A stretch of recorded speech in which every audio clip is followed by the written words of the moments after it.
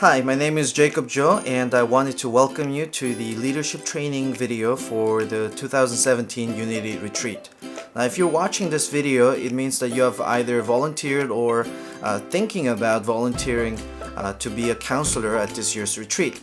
Now, if you're still thinking about it, I wanted to really encourage you to take the leap and commit to this particular experience. It is really a great thing to be able to serve at this retreat and being able to encourage and to support the campers so that they can have an encounter with God and really build the foundations of their faith.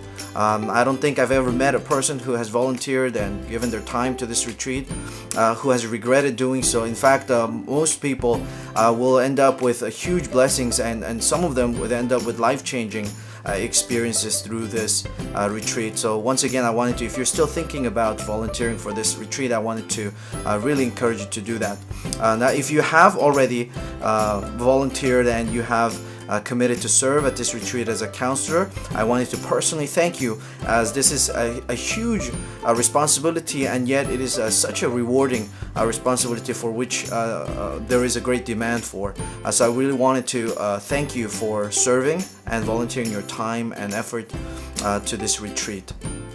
We really hope that this leadership training video will help you prepare yourself for this Unity retreat. And in it, we will cover a variety of topics that we hope will equip you and give you confidence as a leader.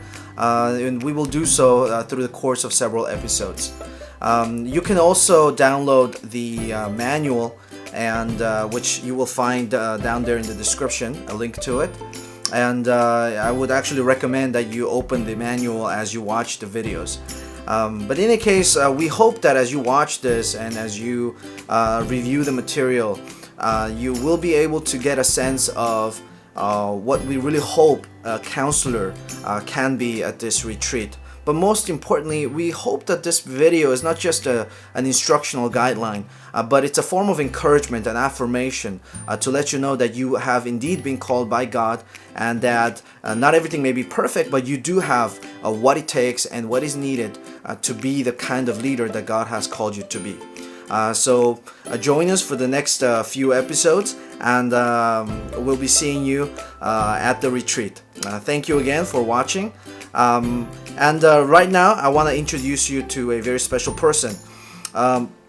As some of you may know, each year we have a counselor care person who really takes care of the counselors, just in the same way that counselors take care of the campers. And this person has a huge role in bringing together and cheering people up and helping counselors maintain their focus throughout the retreat. This year, our counselor care person is going to be Noelle Ledesma. And I want to introduce you to her right now.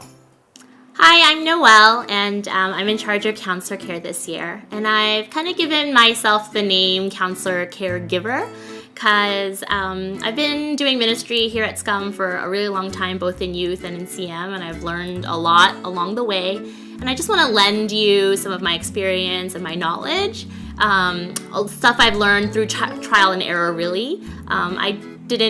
Everything that I know is kind of like self-taught, and it's been about a decade of work that I've been doing here, and I'm really excited for this opportunity to serve alongside with you and to share with you some of my experience that I've picked up along the way. We're going into the first part of our manual, and before we do that, I want to talk about this acronym that we've come up with. It's called BRIDGE.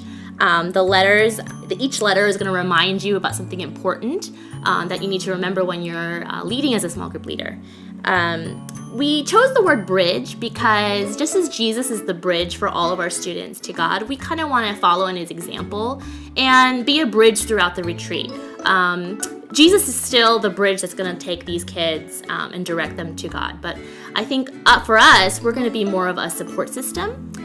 someone to encourage them spiritually and emotionally and even physically, care for their needs while they're away from home, to give them that full immersive retreat experience. So the more you can be a support to these kids, the more you can encourage them, the more that you can make them feel comfortable and safe at the retreat site, the more they're going to get out of this whole retreat experience. So that's what it kind of means to be a bridge. You're going to be carrying them throughout the retreat, connecting each day to the next day, each activity to the next, and kind of helping them to go over some of those bad habits and distractions that might come in their way of really experiencing God truly. You're going to be kind of the bridge to carry them over those hurdles.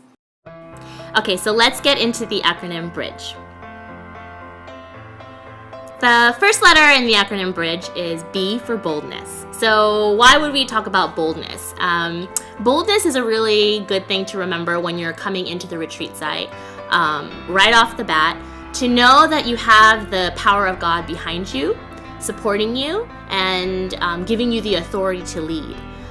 Some of you might be thinking, well, I'm not qualified for this position. I don't really know a lot about the Bible. I still have my doubts. I even have some sins that I'm currently struggling through.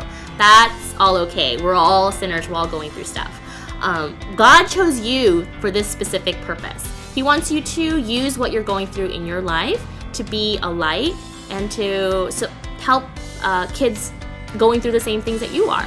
So I think you should go into this retreat with a sense of confidence, knowing that it's not you who's actually leading this group, but it's God, and that God chose you for a specific purpose and a specific reason.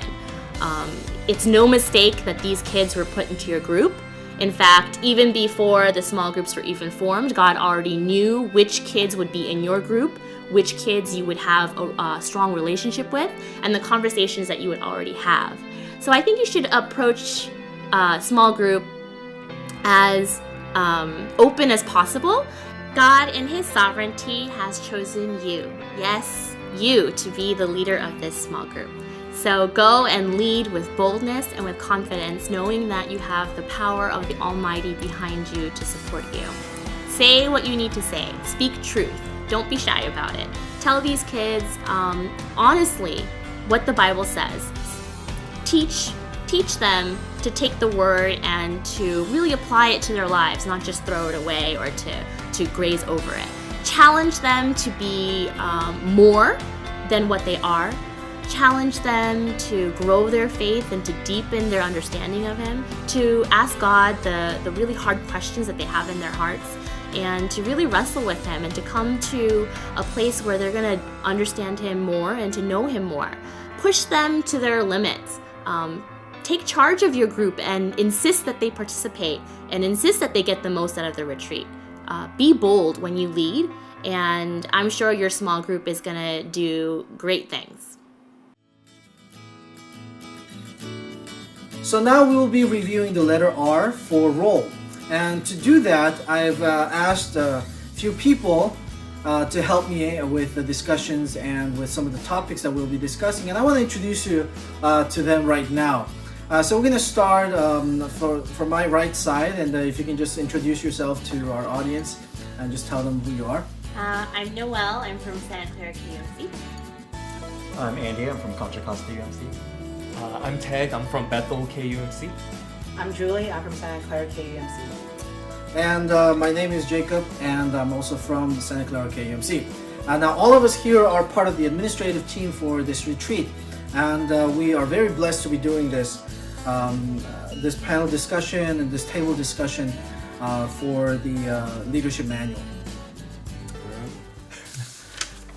So now we will be reviewing letter R for role. And I'm just going to go through our manual, and I'm going to ask our table here, who have graciously agreed to just be part of this discussion and talk about sort of the role for small group counselors. Now, the role of a small group counselor is servant. So now you know that you have been given the authority by God for you to be a leader. That allows you to lead with boldness. But before you start shouting orders and bossing kids around, let's make one thing very clear. Your role is first and foremost a servant. Jesus, the greatest servant leader there ever was, is really your model. During retreat, be mindful not to lord your authority over the campers or make them feel inferior. Instead, you should be constantly asking yourself, what can I do in this moment to serve my small group? How can I show this student that I care? Now, in order to understand a little bit about, or more deeply about what it means to be a servant leader, I wanted to maybe ask our table here what they thought are the qualities of a servant leader. In the Bible, it mentions about potter working on a moldable clay, and this clay is moldable and it was being shaped however the potter intended to be. And I think this is for me, a great image of what a servant should be. A moldable clay, willing to be reshaped by God. A servant means that they're going where the master is and following what the Father's will is. That's what according to what Jesus says, and being responsive to what the master is saying, being responsive to what he's saying, even if it's coming out of your comfort zone, even going out of your comfort zone and telling you to do certain things, but you still do them because you know that the master loves you and cares for you, so you are willing to be reshaped by God.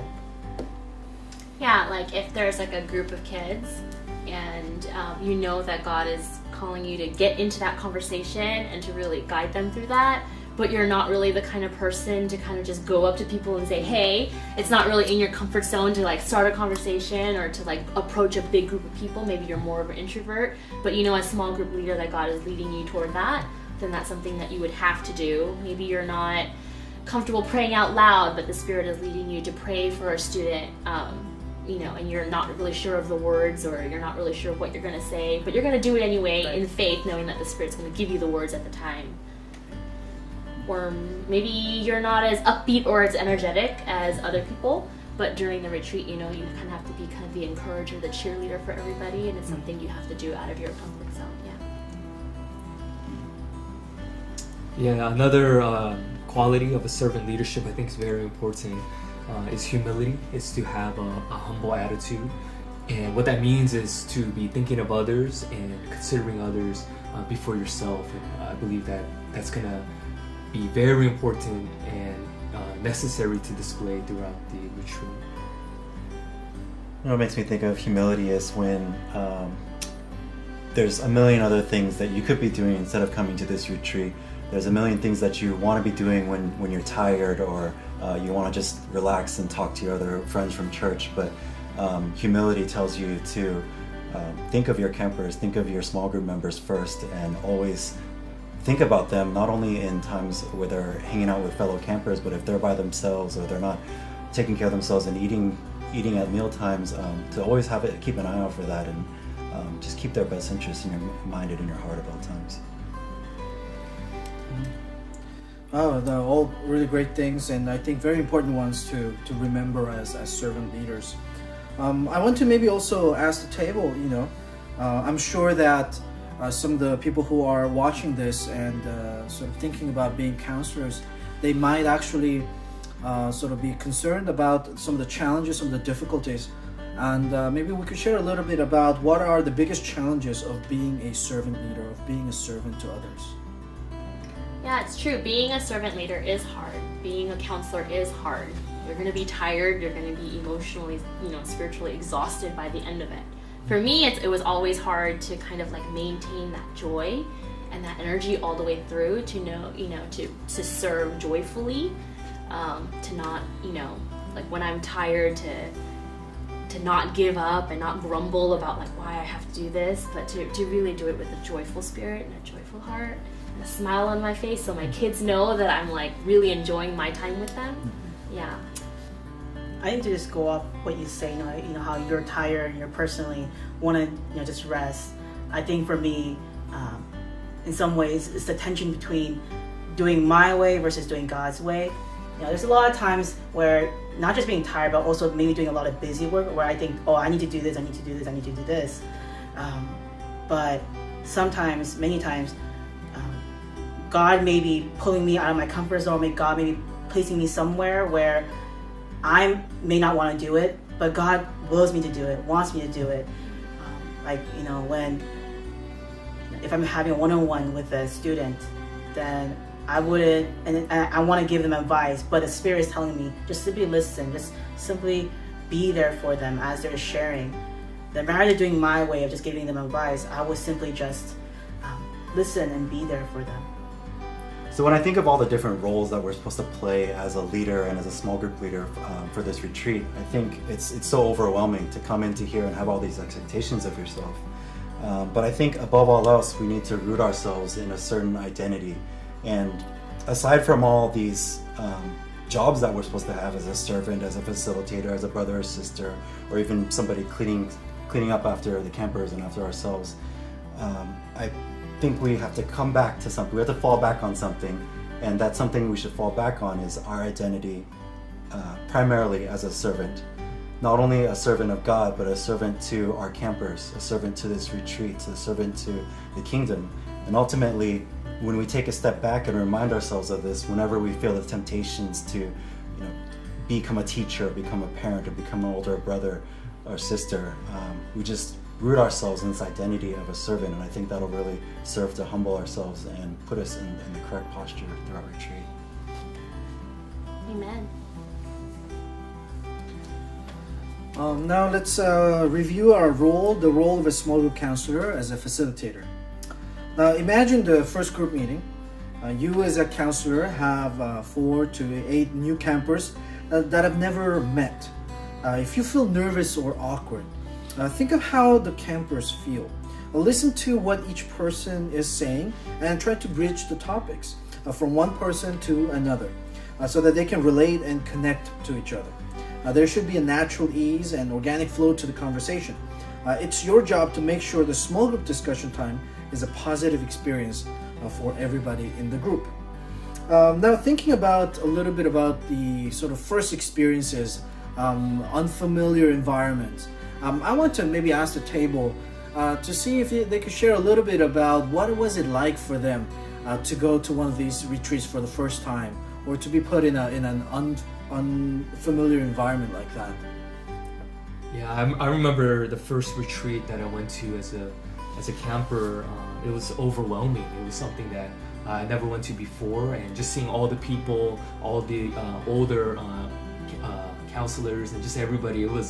I didn't know what to expect, and I felt just the pressure of being in unfamiliar territory. But what really helped me process everything and helped me just to kind of ease my mind was being part of like a set family group or even the small group, because it gave me at least an opportunity to know like these people I'm gonna get to know better, and it just helped me out, helped me to be at peace at the retreat. My first joint retreat, it was in 8th grade, and I had just moved here from LA. So it was August, and I'd only been in the Bay Area for a couple weeks, and then my parents sent me to the youth retreat because that's what all the other youth group kids were doing. So I didn't even know the kids in my own youth group, let alone everybody else that was there. And so it was a very, very scary place for me, and I didn't know anybody. But I remember, I don't remember her name, but I remember my small group leader. She really took me under her wing. She held my hand, like she literally held my hand while we were walking places. She put her arm around me. She made me feel special. When I said like something at small group, she made me sound like, oh my gosh, like that's so smart. Like you're amazing, So she made me feel really good about being there, and that's really the only reason why I didn't cry every day. Yes, I think being in an unfamiliar and new environment is very hard, especially for shy and quiet people. I actually, when I first entered the youth group and first entered my first youth retreat, I was one of those shy and quiet girls. And the thing is, in my grade, I was the only girl in my grade. So during meal times, that was probably one of the most stressful times for me because I didn't know anyone except for my classmates, but they were all hanging out with the brothers, and I didn't know who to sit with. So for me, this time was very scary. But 5 seconds into my meal, my very first meal, my very first dinner, all the sister counselors, they just sat with me, And that really shocked me, it surprised me so much because I didn't expect them to do that. I didn't ask them to do that, but because of their presence and because they, similar to you, Noel, because they spent time with me, and didn't seem like they were forced, they just really genuinely wanted to be with me and getting to know me. That really helped me overcome my shyness, and they really are the ones who made me who I am today as an older sister. Now we've been sharing a little bit about what is it like, right, from a camper's perspective, being into this new environment in this unfamiliar sort of territory. Maybe is there something we can say about perhaps from the counselor's perspective? What can we say from their perspective? Yeah, I think as a counselor, I think there's a tendency where you focus only upon your small group and only during your small group time. So I think there is this expectation where you think a lot of this facilitating and a lot of this relationship building only happens within the small group. And I would say that is an important part, but does not necessarily represent all the opportunities that are there to facilitate. And an example that I could kind of bring up is there might be some students who are enjoying the conversations in small group, but I think that there are some students outside of small group time that can use someone to be around with them. As we heard from Noel about how your counselor was just walking with you and talking with you, and those are things that happen outside of the small group time, which I believe that all counselors should also realize that those are opportunities to make an impact in the lives of the campers. All right, we will now go to the third one, the role of a small group counselor as a brother or a sister. Now you are in the corner of your campers and you want them to have the very best of retreat experience possible. You defend them when they are being teased, you cheer for them when they're getting tired, and you brag about them when they succeed. You make your campers feel safe, special, and lucky to be in your group.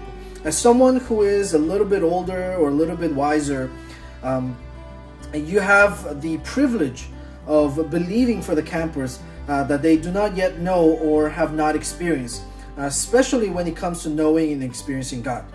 You get to speak life and truth into the youth who hear nothing but the enemy's lies day after day.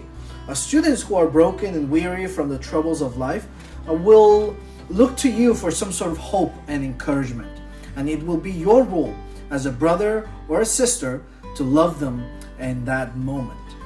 Now I wanted to maybe ask our table, maybe if they could share a little bit about their experiences of an older brother or sister who has made a significant impact in your own lives.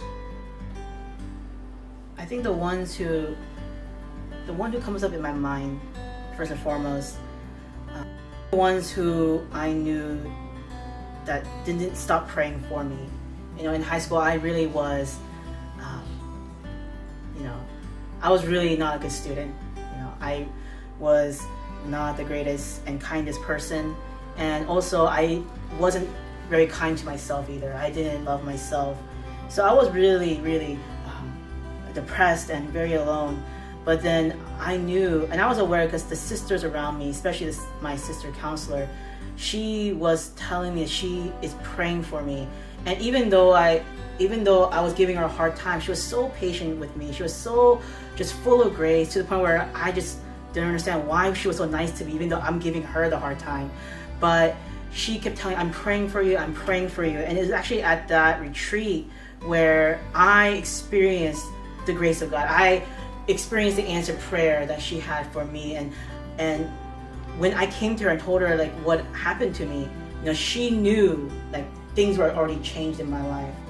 So just her patience for me and just her fervent prayer for me, like seriously, the power of prayer really,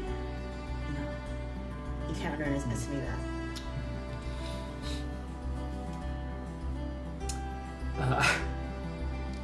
I had a mentor who invested a lot of time into me, was always available, looking out for me, and always had a desire for me to do the best that I can do. And at first, I really didn't like that. I was like, why is this person so interested in my life? And why is this person spending so much time with me and trying to encourage me? And as a young, I was in high school, and I remember just repelling and wanting to do nothing with that because I didn't want that kind of attention. But looking back now, I realize the significance it has had in my life because of that display of love and care. Is something that now I try to show others, and my mentor just really impacted my life in that way. So I had a sister that was a huge part of my life, and she was actually one of my retreat counselors. And I still have a picture of us sitting at this park bench, and we were having like a one-on-one time together. And someone had just snapped a picture of us praying together. So we're sitting on this like lunch table bench facing each other with our legs crossed Indian style and holding each other's hands. And that picture is really special to me because she's no longer with us. She passed away on a mission trip. And that conversation was really important to me because I was going through something really difficult. It was my junior year. I was like super stressed out from school, and I was entering my senior year with not so good grades and not very many prospects about getting to a good college, and I was like really stressed, and all the pressure on me, and then my struggles with my parents. And she just sat there, and she didn't have to say anything, she didn't have to give me advice, but she sat there and just like listened to me for the whole thing. And I remember us praying together and just weeping as she was just like speaking truth over me and praying for me. And then when I opened my eyes, this is kind of gross, there was a trail of snot that was like coming out of my nose, and it was like all over her and me. It was like we were connected by this trail of snot because she had hugged me after we were praying, and I was like crying on her shoulder. And then when we released, there was a trail of snot all the way from her shoulder to me, and I was like, oh my gosh! I was like mortified. I was like, oh my gosh! But I still remember her looking at me at that moment and saying, "You have never looked so beautiful to me than right now," because that's how God sees you. So that definitely made a huge impact on me and my faith life from then on. Well, thank you everyone for sharing, and I think it goes without saying that the role of being a brother and sister to our campers is incredibly important, and can make a number of big changes and leave a very lasting mark on people's lives. So again, I want to encourage all those who are watching this to really think about it and pray about this role in particular as well. So this is where we will conclude our number 1 episode, and we will see you next time with our next episode, and we'll be covering the topic of the actual small group discussion. So yeah, see you at our next video. Bye.